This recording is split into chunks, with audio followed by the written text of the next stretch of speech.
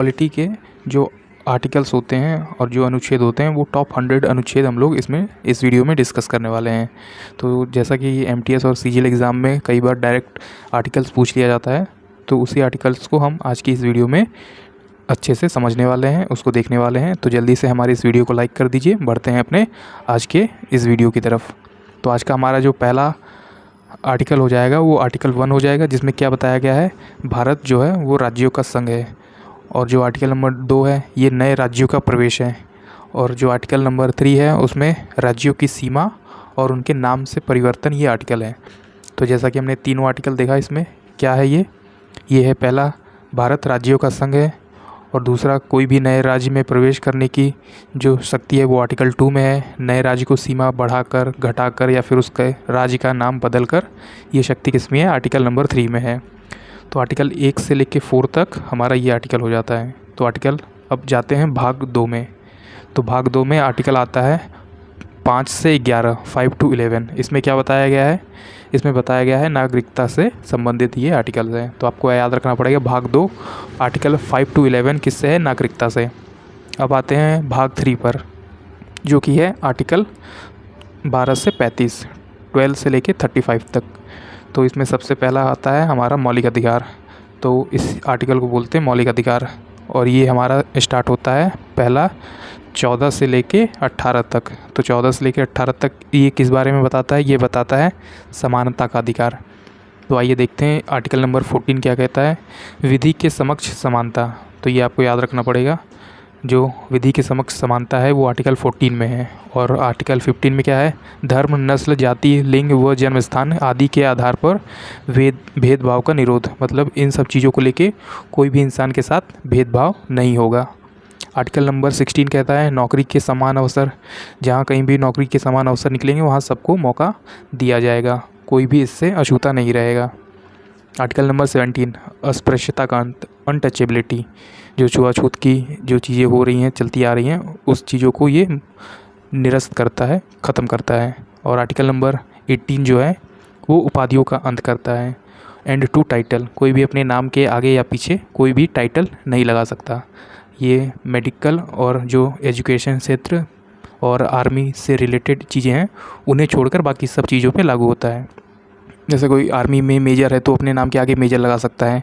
जैसे किसी ने एजुकेशन में अच्छी डिग्री ले रखी है तो अपने नाम के आगे पीएचडी या डॉक्टर ये लगा सकता है। लेकिन कोई आम आदमी अपने नाम के आगे कोई भी चीज़ें टाइटल का यूज़ नहीं कर सकता। तो ये आर्टिकल इस चीज़ को निरस्त करता है, एंड करता है।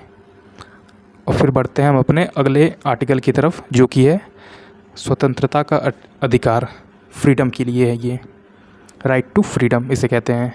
तो यहाँ से कई सारे क्वेश्चन बनते हैं, तो इस आर्टिकल को हम लोग ध्यान से देखेंगे।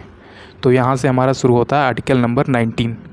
तो आर्टिकल नंबर 19 कहता है स्वतंत्रता का अधिकार, जो राइट टू फ्रीडम है, उसमें भी कुछ सब पार्ट हैं। जैसे 19 का ए, तो 19 का ए क्या है, बोलने की स्वतंत्रता, प्रेस फ्रीडम इसी को कहा जाता है। तो जब बोलने की स्वतंत्रता पूछी जाए तो वो 19 ए में है। और 19 बी में क्या है, शांतिपूर्ण तरीके से बिना हथियारों का यूज़ किए हुए इकट्ठा होना, सभा बनाना या फिर आपस में मिल बैठकर इकट्ठा होना, बात करना, ये 19 बी में कहता है। और 19 सी में क्या है, ये है संघ बनाने की स्वतंत्रता। 19 सी कहता है संघ बनाने की स्वतंत्रता। और 19 डी है देश में कहीं भी आने जाने की स्वतंत्रता। 19 ई कहीं भी रहने की स्वतंत्रता, कहीं भी बसने की स्वतंत्रता। और फिर जब 19 एफ था तो अब ये हटा दिया गया है, ये संपत्ति का अधिकार था, जिसमें आपके पास जो भी पैसे हैं या फिर गलत तरीके से या फिर सही तरीके से, वो आप अभी ये आपका अधिकार नहीं है, ये अब हटाकर इसे किसी और आर्टिकल में रख दिया गया है, वो आर्टिकल 300 ए है। तो आइए देखते हैं अपने अगले आर्टिकल को, आर्टिकल 19 जी, कोई भी व्यापार करने की स्वतंत्रता। तो आपका जो आंसर हो जाएगा इसमें 19 ए, बी, सी, डी, ई, एफ को हटा दिया गया है, जी। तो इसमें कितने तरह के हैं, 1 2 3 4 5 और 6। तो स्वतंत्रता का अधिकार 6 है, पहले 7 हुआ करता था पर 1 हटा दिया गया है, तो इस समय अभी 6 हैं। तो करंटली में आपसे पूछे कि कितने अधिकार है स्वतंत्रता में, तो अभी आप बताएंगे 6 अधिकार हैं।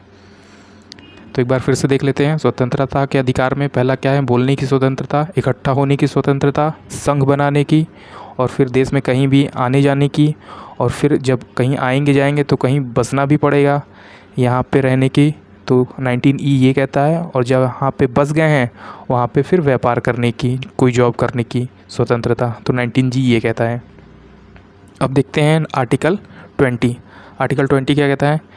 अपराधों के लिए दोष सिद्धि के संबंध में संरक्षण। तो आपका ये आर्टिकल 20 कहता है अपराधों के लिए दोष सिद्धि, जो कोई भी अपराध किए गए हैं उसके संरक्षण में, उस व्यक्ति के बचाव में कौन कौन से आर्टिकल हो सकते हैं, तो ये आर्टिकल 20 कहता है। प्राण व दैहिक स्वतंत्रता, निजता का अधिकार, आपकी जो पर्सनल चीज़ें हैं उसका जो निजता का अधिकार है वो 21 कहता है। और 21A जो है इसका पार्ट है, तो ये क्या कहता है? ये 6 से 14 वर्षों के लिए बच्चों को निःशुल्क मौलिक शिक्षा का अधिकार, कि 6 से 14 साल के बच्चे निःशुल्क में अपनी शिक्षा का अधिकार ले सकते हैं कहीं भी, अपने भारत में कहीं भी। आर्टिकल 22 ये क्या कहता है? आर्टिकल 22 कहता है कुछ दशाओं में गिरफ्तारी और निषेध में संरक्षण। जैसे कई बार कई पुलिस वाले कई लोगों को गलत तरीके से गिरफ़्तार कर लेते हैं, तो उन्हें अपने पूरी तरह राइट का पता नहीं होता। तो आर्टिकल 22 यही कहता है कि अगर कोई भी आपको गलत तरीके से अरेस्ट करता है, गिरफ़्तार करता है, तो उस व्यक्ति के बचाव में भी कुछ आर्टिकल दिए गए हैं, ये बताता है आर्टिकल नंबर 22। आइए बढ़ते हैं अपने अगली की तरफ। तो आर्टिकल 23 और 24 जो है वो कहता है शोषण के विरुद्ध अधिकार। जैसे कोई भी ज़बरदस्ती आपसे काम नहीं करा सकता, ये आर्टिकल 23 कहता है। बेगारी और मानव तस्करी का प्रतिरोध, तो ये है कि कोई भी आपसे ज़बरदस्ती और आपका मानव तस्करी करना प्रतिरोध है, ये ख़त्म करता है ये आर्टिकल 23। अगर कोई भी ऐसा करता हुआ पाया गया तो उसे कई बार जेल हो जाएगी और उसे कई सारी ऐसी सज़ाएं हैं जो आर्टिकल में बताई गई हैं। तो आपको इसमें इतना डिटेल में नहीं जाना है, बस सिंपली इसे याद करना है कि मानव तस्करी और बेगारी से शोषण के विरुद्ध कोई भी इंसान का शोषण नहीं किया जा सकता। और आर्टिकल 24 भी ऐसे ही है। तो ये है 14 वर्ष से कम बच्चों को फैक्ट्री में काम नहीं करना चाहिए।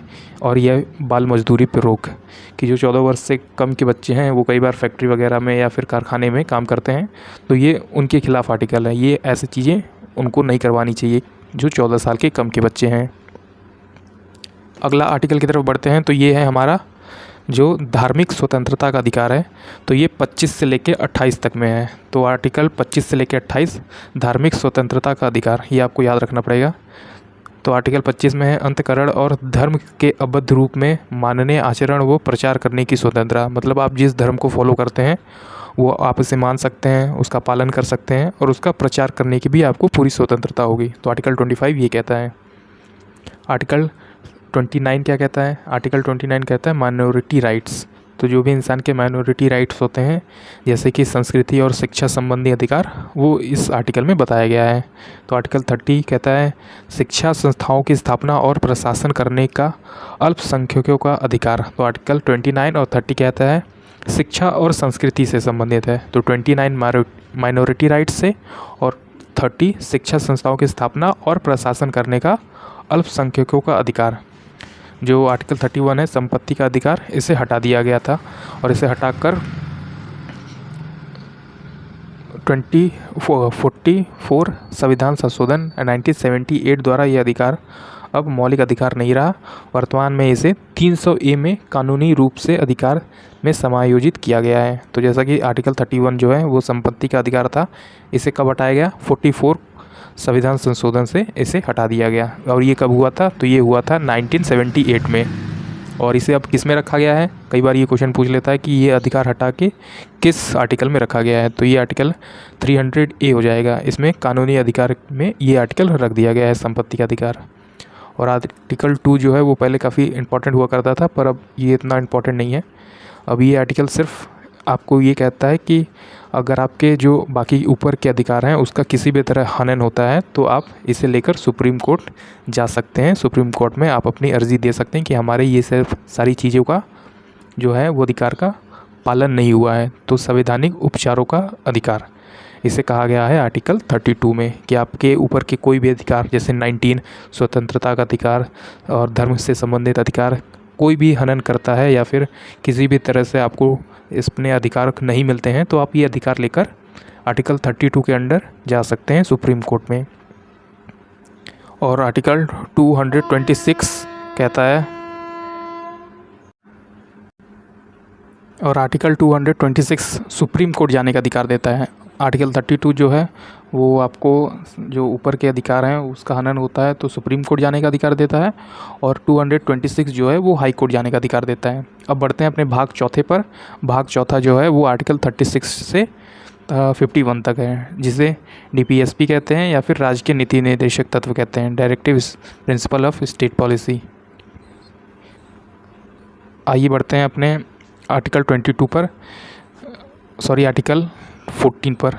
तो ये आर्टिकल 14 है, क्या कहता है, ग्राम पंचायतों का गठन। तो आर्टिकल 14 कहता है ग्राम पंचायतों का गठन। आर्टिकल 41 कहता है कुछ दशाओं में कम शिक्षा और सार्वजनिक सहायता पाने का अधिकार। कुछ दशाओं में काम, शिक्षा और सार्वजनिक सहायता पाने का अधिकार। 44 ये काफ़ी इंपॉर्टेंट आर्टिकल होता है, समान नागरिकों के लिए एक समान सिविल संहिता होनी चाहिए। आर्टिकल 45 6 वर्षों से कम आयु के बच्चों के लिए प्रारंभिक बाल अवस्था देखरेख व शिक्षा का उपबंध। कृषि व पशुपालन का संगठन आर्टिकल 48 कहता है, और 48 का ए या फिर 48 का क कहता है कि पर्यावरण से रिलेटेड जो वन्य जीवों का संरक्षण है वो होना चाहिए। तो 48 कहता है कि कृषि और पशुपालन, और 48 का ए कहता है पर्यावरण से रिलेटेड चीज़ों का संरक्षण होना चाहिए। आर्टिकल 49 राष्ट्रीय महत्व में स्मारकों, स्थानों और वस्तुओं का संरक्षण। आर्टिकल 50 कार्यपालिका से न्यायपालिका का पृथक्करण, मतलब कार्यपालिका अलग है और न्यायपालिका अपना अलग चीज़ें करेंगी। तो ये आर्टिकल 15 में बताया गया है, कार्यपालिका अलग है और न्यायपालिका अपना अलग प्रोसीजर करेगी। आर्टिकल 51 अंतर्राष्ट्रीय शांति व सुरक्षा की अभिवृद्धि, मतलब इंटरनेशनल पीस के लिए आर्टिकल 51 कहता है। तो ये सारे आर्टिकल आपको अच्छे से याद करने पड़ेंगे। अगर आपको इसका PDF चाहिए तो आप हमें डिस्क्रिप्शन में हमारे WhatsApp नंबर पे कमेंट करके इस जो पूरे आर्टिकल का PDF है वो आप वहाँ पे ले सकते हैं। आइए बढ़ते हैं भाग 4A पर। तो भाग 4A क्या है, इसमें आर्टिकल 51 दिया गया है मूल कर्तव्य। तो आपको ये याद रखना पड़ेगा, 4A में 51A का मूल कर्तव्य है। तो आर्टिकल कौन से में मूल कर्तव्य आता है, 51A में। और वर्तमान में मूल कर्तव्यों की संख्या कितनी हो गई है, 11। पहले 10 हुआ करती थी, अभी जो है वो 11 है। और 11वां जो मूल कर्तव्य है वो वर्ष 2002 में 86वां जो संविधान संशोधन जोड़ा गया था कि सभी अभिभावकों को ये कहा जाता है कि वो 6 से 14 वर्ष के अपने बच्चों को मतलब शिक्षा प्रदान करने की पूरी सुविधा प्रदान कराएं। मतलब सभी बच्चों को स्कूल भेजें और उन्हें 6 से 14 वर्ष के लिए जो शिक्षा होती है वो प्राथमिक शिक्षा प्रदान की जाए अपने अभिभावकों, माता पिता के द्वारा। अब बढ़ते हैं भाग 5 पर। भाग 5 जो है वो हमारा आर्टिकल 52 से 151 तक आता है। इस आर्टिकल में आपको राष्ट्रपति से रिलेटेड, प्रेसिडेंट से रिलेटेड आर्टिकल देखने को मिलेंगे। तो आइए अपने आर्टिकल को देखते हैं जो कि है आर्टिकल 52। ये कहता है कि भारत का एक राष्ट्रपति होना चाहिए। आर्टिकल 52 कहता है प्रेसिडेंट के लिए, इंडिया का प्रेसिडेंट। और 53 कहता है संघ की कार्यपालिका की शक्ति, उसकी शक्ति इस आर्टिकल में बताई गई है। आर्टिकल 54 राष्ट्रपति का निर्वाचन जो है वो कैसे होता है, ये आर्टिकल 54 में बताया है। आर्टिकल 60 में बताया गया है कि राष्ट्रपति अपना शपथ कैसे लेता है। फिर 61 में है उस पर महाभियोग कैसे चलाया जाए, ये आर्टिकल में बताया है। कई बार राष्ट्रपति उस हिसाब से काम नहीं कर पाते तो उन पर महाभियोग चलाकर उन्हें हटाए जाने की भी इस आर्टिकल में पॉसिबिलिटी है। हालांकि अभी तक ऐसा हुआ नहीं है पर ये किया जा सकता है। आर्टिकल 72 जो है वो राष्ट्रपति की क्षमादान शक्ति को दर्शाता है कि राष्ट्रपति अपने हिसाब से जो उन्हें ठीक लगे वो किसी को भी क्षमा दे सकते हैं। आर्टिकल 87 जो है वो राष्ट्रपति का विशेष अभिभाषण के लिए संबंधित है। और 108 जो है वो राष्ट्रपति द्वारा सदनों की संयुक्त बैठक बुलाने का अधिकार। तो ये इंपॉर्टेंट क्वेश्चन बनता है यहाँ से। आर्टिकल 108 में ये पूछता है कि राष्ट्रपति द्वारा सदनों की बुलाने की बैठक जो है वो किस आर्टिकल से रिलेटेड है। तो ये आपका 108 आर्टिकल हो जाएगा।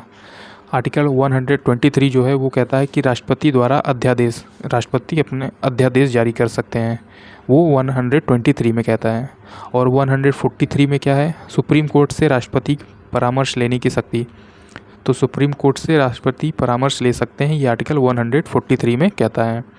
अब ठीक इसी के बाद आर्टिकल आ जाते हैं हमारे उपराष्ट्रपति के लिए। तो उपराष्ट्रपति के लिए हमारे आर्टिकल होंगे 63 से। तो 63 में क्या है कि भारत का एक उपराष्ट्रपति होना चाहिए। और 64 कहता है उपराष्ट्रपति का राज्यसभा का पदेन सभापति होना चाहिए।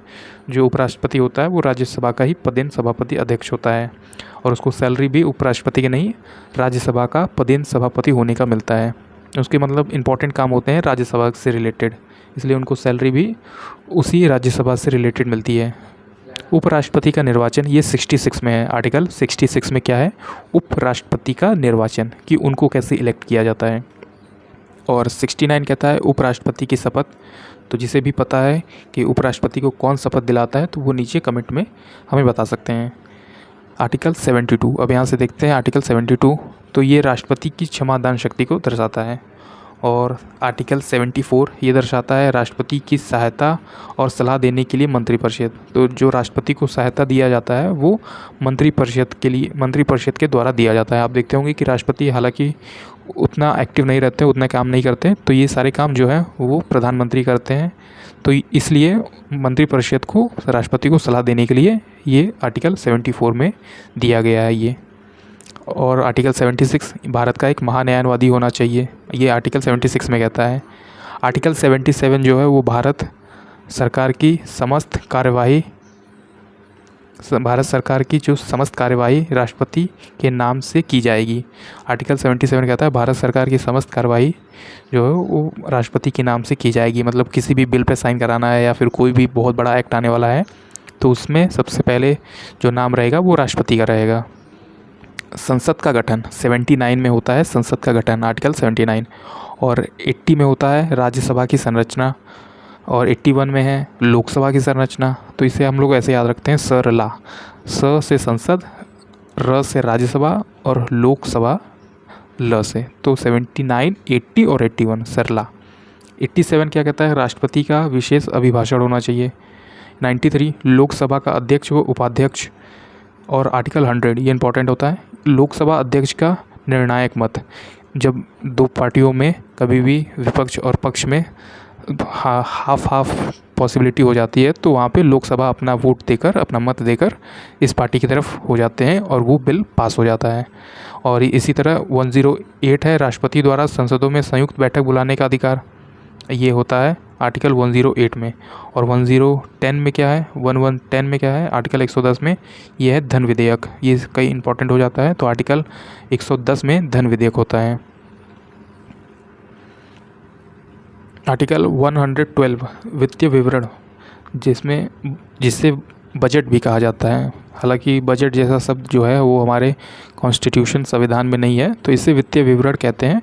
आमतौर पे इसे बजट कहा जाता है। ये किस में है आर्टिकल में, तो ये 112 आर्टिकल में है। और आर्टिकल 116 में क्या है लेखानुदान। आर्टिकल 117 में क्या है 117 में ये वित्तीय विधेयक है। 123 में क्या है राष्ट्रपति द्वारा अध्यादेश, जैसा मैंने आपको बता दिया था। 124 में क्या है सुप्रीम कोर्ट की गठन या स्थापना। जो सुप्रीम कोर्ट का गठन कैसे होगा ये आर्टिकल 124 में बताया है, 124 में बताया है। 143 आर्टिकल 143 में क्या बताया सुप्रीम कोर्ट से राष्ट्रपति परामर्श लेने की शक्ति, ये भी मैंने आपको बता दिया है। भारत का नियंत्रक और महालेखा परीक्षक CAG जिसे कहते हैं, कंट्रोल ऑडिटर जनरल, तो वो 148 में बताया गया है। अब आते हैं राज्यपाल पर। तो राज्यपाल का जो आर्टिकल है वो इम्पोर्टेंट हो जाता है। तो राज्यपाल राज्यों का राज्यपाल होना चाहिए, तो वो 153 में बताया है कि प्रत्येक राज्य का एक राज्यपाल होना आवश्यक है। तो 144 में है राज्यपाल की शक्ति, 155 में है राज्यपाल की नियुक्ति, 59 में है राज्यपाल की शपथ, और 61 में है राज्यपाल की क्षमादान की शक्ति। क्षमादान दो लोगों के लिए है, एक राष्ट्रपति के लिए है, एक राज्यपाल के लिए है। राज्यपाल का क्षमादान छोटे स्तर पे होता है, जबकि राष्ट्रपति का जो क्षमादान है वो बड़े स्तर पे होता है। राज्यपाल की सहायता व सलाह के लिए मंत्रिपरिषद 163 में है कि राज्यपाल को कभी किसी बात के लिए या फिर किसी चीज़ों के लिए प्रॉब्लम हो तो उनके लिए मंत्रिपरिषद उन्हें सलाह दे सकती है। और 165 में महाधिवक्ता हैं, जो कि 165 पे आर्टिकल में कौन बताया गया है महाधिवक्ता। अब आते हैं देखते हैं 168 आर्टिकल में। तो इसमें क्या है राज्यों के विधानमंडल का गठन। राज्यों के विधानमंडल का गठन, तो आर्टिकल 168 में कहता है राज्यों के विधानमंडल का गठन। और 169 में कहता है राज्यों में विधान परिषद की संरचना। और राज्यों में विधान परिषद कहाँ पर है, जो विधान परिषद है वो हमारे भारत में यूपी में है, बिहार में है, महाराष्ट्र में है, कर्नाटक में है और आंध्र प्रदेश में है और तेलंगाना में है। तो आप इसे अच्छे से याद कर सकते हैं कि जो विधान परिषद रिलेटेड आर्टिकल है वो 169 है। और अपने इंडिया में विधान परिषद है यूपी में, बिहार में, महाराष्ट्र में, कर्नाटक में, आंध्र प्रदेश में और तेलंगाना में। और आर्टिकल 170 कहता है विधान सभा की संरचना। आर्टिकल 170 विधानसभा की संरचना। आर्टिकल 171 विधान परिषद की संरचना का प्रावधान। आर्टिकल 178 जो है वो कहता है विधानसभा का अध्यक्ष व उपाध्यक्ष। आर्टिकल 178 ये इंपॉर्टेंट हो जाता है, विधानसभा का अध्यक्ष व उपाध्यक्ष। आर्टिकल 214 क्या कहता है? तो आर्टिकल 214 कहता है राज्यों के लिए उचित न्यायालय होना चाहिए। 226 आर्टिकल 226 रिट निकालने की शक्ति हाई कोर्ट की शक्ति, जो 226 के तहत है वो हाई कोर्ट रिट जारी कर सकता है। और आर्टिकल 239 संघ राज्य क्षेत्रों का प्रशासन। आर्टिकल 243 ग्राम पंचायत से रिलेटेड है, तो ये इंपॉर्टेंट है आर्टिकल 243, आप इसे याद रख सकते हैं अच्छे से। आर्टिकल 243 ये ग्राम पंचायत से है। आर्टिकल 244 अनुसूचित क्षेत्रों और जनजातीय क्षेत्रों का प्रशासन, ये 244 पे है, 244 आर्टिकल पे है। आर्टिकल 249 पे क्या है? राज्यों की सूची के विषय में संसद द्वारा कानून बनाने की शक्ति, ये आर्टिकल 249 में है। 250 आर्टिकल में क्या है? आपातकाल के दौरान राज्य सूची के विषय में संसद द्वारा बनाने की शक्ति, कानून बनाने की शक्ति। तो आपातकाल में जो राज्य सूची के विषय में संसद द्वारा कानून बनाने की शक्ति, ये 250 आर्टिकल में है। नदी जल विवाद, ये आर्टिकल 262 में है। 263 में है अंतर्राज्य परिषद के संबंध में उपबंध। और 266 में है भारत व राज्यों की संचित निधियां व लेख, जो लोक लेख। आर्टिकल 267 में है आकस्मिक निधि। और 279A में GST है, ये आर्टिकल GST में है। कौन सा आर्टिकल? 279A। आर्टिकल 280 वित्त आयोग, ये इंपॉर्टेंट आर्टिकल है। और 300A आर्टिकल जो संपत्ति का अधिकार है, जो स्वतंत्रता के अधिकार से हटा दिया गया था, तो ये आर्टिकल 300A में रखा गया है। तो ये आपका इंपॉर्टेंट आर्टिकल हो जाएगा। आइए बढ़ते हैं अपने अगले आर्टिकल की तरफ। तो ये है आर्टिकल 312 अखिल भारतीय सेवाएं, जैसे आप एग्ज़ाम देते होंगे IAS का, IPS, IFS, तो उस आर्टिकल में ये बताया गया है कि इनकी प्रक्रिया कैसी होनी चाहिए, इनमें एग्ज़ाम के कौन से तरीके हैं, इनकी क्या कार्य शक्तियाँ हैं, ये कहाँ कहाँ पोस्टेड हो सकते हैं, कैसे काम है। तो ये आर्टिकल 312 में बताया गया है जो अखिल भारतीय सेवाएं होती हैं। 315 में बताया गया संघ व राज्यों के लिए लोक सेवा आयोग, ये आर्टिकल 315 में। 324 में है चुनाव आयोग, ये इंपॉर्टेंट आर्टिकल हो जाता है फिर से। 324 चुनाव आयुक्त। आर्टिकल 326 कहता है लोकसभा और राज्यसभा में विधानसभाओं के लिए निर्वाचित वयस्क मताधिकार के आधार पर होना चाहिए। तो ये कब होना चाहिए? 326 में लोकसभा और राज्य की विधानसभाओं में। आर्टिकल 338 कहता है राष्ट्रीय अनुसूचित जाति आयोग होना चाहिए। और इसी का 300A कहता है, 338 का A अंतर्राष्ट्रीय अनुसूचित जनजाति ST के लिए है। ये ऊपर वाला SC के लिए है और उसके नीचे वाला ST के लिए है। तो ये हुआ था कब? 89 संशोधन में, जो 2003 में हुआ था। और इसी के बाद जो आर्टिकल है 338B, ये पिछड़े वर्गों के लिए राष्ट्रीय आयोग होना चाहिए। और ये कब हुआ था? 102 वर्गों में, जिसे 102 कब हुआ था संविधान संशोधन? ये हुआ था 2018 में। और 103वां संशोधन किससे रिलेटेड है वो आप हमें कमेंट करके ज़रूर बता दीजिएगा। आर्टिकल 343 जो है वो संघ की राजभाषा के बारे में बात करता है। तो संघ की जो राजभाषा है वो क्या रिलेटेड है? वो देवनागरी लिपि रिलेटेड है। तो जो भी हमारे कॉन्स्टिट्यूशन में चीज़ें होंगी, कार्य होंगे, वो देवनागरी भाषा में ज़्यादातर चीज़ें होंगी। तो संघ की जो राजभाषा है वो देवनागरी लिपि में है। 345 राज्य की भाषा या राज्य भाषा। 345 में राज्य की भाषा या राज्य भाषा से संबंधित आर्टिकल है ये। अब देखते हैं आर्टिकल 350 का क। तो 350 का क जो है वो प्राथमिक स्तर पर मातृभाषा में शिक्षा की सुविधा। तो कई बार जैसे कुछ हायर स्टडीज़ के लिए आपको इंग्लिश में किताबें पढ़नी पड़ेंगी, पर ये आर्टिकल कहता है कि जो प्राथमिक स्तर पर शिक्षा दी जाए वो भी अपने मातृभाषा में दी जाए, जो मातृभाषा में शिक्षा आप ले सकते हैं। जैसे कि कोई तेलुगु में पढ़ना चाहता है पर उसके लिए वो माध्यम स्तर अवेलेबल नहीं है, तो आर्टिकल 350 का कहता है कि जो बच्चा तेलुगु जानता है उसको उसी लैंग्वेज में अपने हायर स्टडी या जो प्राथमिक स्टडी है उससे वो चीज़ें संबंधित कराई जाएँ। अब देखते हैं आपातकाल का आर्टिकल कौन से होते हैं। तो आपातकाल का जो आर्टिकल होता है वो होता है आर्टिकल 352। ये राष्ट्रीय आपातकाल की बात करता है। यहाँ से कई क्वेश्चन पूछ लिए जाते हैं एमटीएस और सीजीएल एग्ज़ाम में, तो इसे आप अच्छे से ध्यान से देख लीजिए। आर्टिकल 352 जो है वो राष्ट्रीय आपातकाल की बात करता है, और 356 जो है वो राज्य आपातकाल की बात करता है, और 360 जो है वो वित्तीय आपातकाल की बात करता है, फाइनेंशियल इमरजेंसी जिसे कहेंगे। तो ये आर्टिकल 360 में हो जाता है। 352 में राष्ट्रीय आपातकाल, 356 में राज्य का आपातकाल और 360 में वित्तीय आपातकाल। और ये जो आर्टिकल 368 है ये संविधान संशोधन से रिलेटेड है कि संविधान में किसी भी तरह का संशोधन किया जा सकता है किस आर्टिकल के तहत, तो ये आर्टिकल हो जाएगा 368 के तहत। और फिर इसके बाद आर्टिकल 370 आ जाता है हमारा, जो कि है जम्मू कश्मीर से रिलेटेड आर्टिकल। तो जम्मू कश्मीर से संबंधित आर्टिकल जो है वो 370 जो है, जो अभी कुछ साल पहले काफ़ी चर्चा में था, तो ये आर्टिकल उसी से रिलेटेड है।